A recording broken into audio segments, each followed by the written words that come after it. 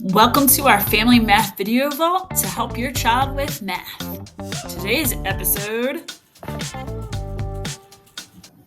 this is adding decimal fractions. If I want to add 4/10 plus 3/10, we've already done adding fractions in 4th grade. Now we're just relating it to decimal fractions that have a denominator of tens or hundreds. Now, if I want to do 4/10 plus 3/10, I can use my grid, or I also know that when I add using the same denominator, I can keep the denominator same because the parts don't change.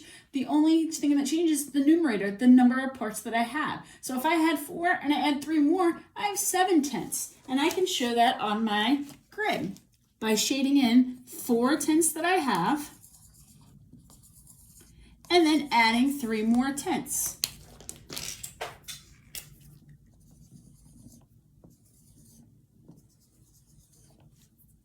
And I count them all together and I have 7/10. So if I wanted to write 7/10 as a decimal, remember, use my place value chart and no holes, no whole grid shaded in, and 7 of the rods, which are tenths. So 7/10. If I want to add hundreds, same thing. I know that my denominators are the same, so the size of the parts are not going to change, so it stays 100. And the number of parts that I have are going to increase because I'm adding. So if I have 2 and I add 12, I'm going to have 14 hundredths. So I'm going to use my grid to show that. So if I had 2 hundredths, and then I have 12 more,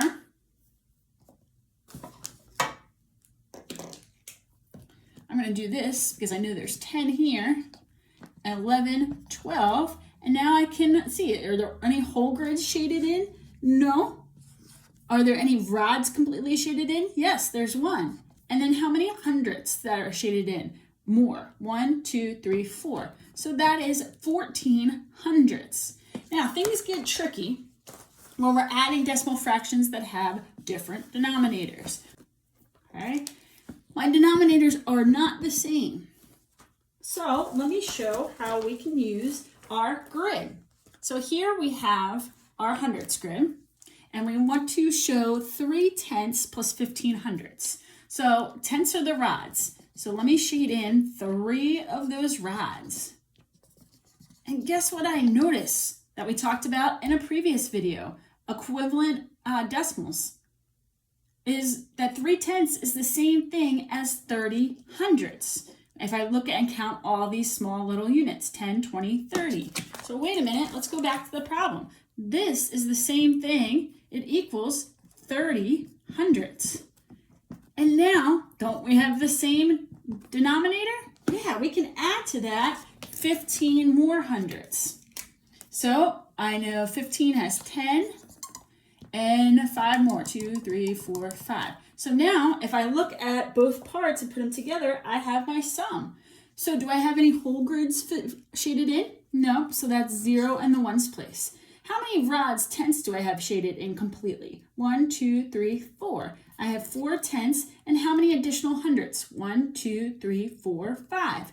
So 45 hundredths. Let's check it out. Found an equivalent fraction. So we made tenths into hundredths. So we know that the denominator stays the same. And the numerators, what's 30 plus 15 is 45 hundredths. So we're just taking everything that we've done with fraction work, with equivalent decimal notation and equivalent fractions, and putting it together to add fractions that have unlike denominators. This is the first step. Students will add in 5th grade fractions with unlike denominators, but do denominators other than 10 and 100. So this is adding decimal fractions in 4th grade.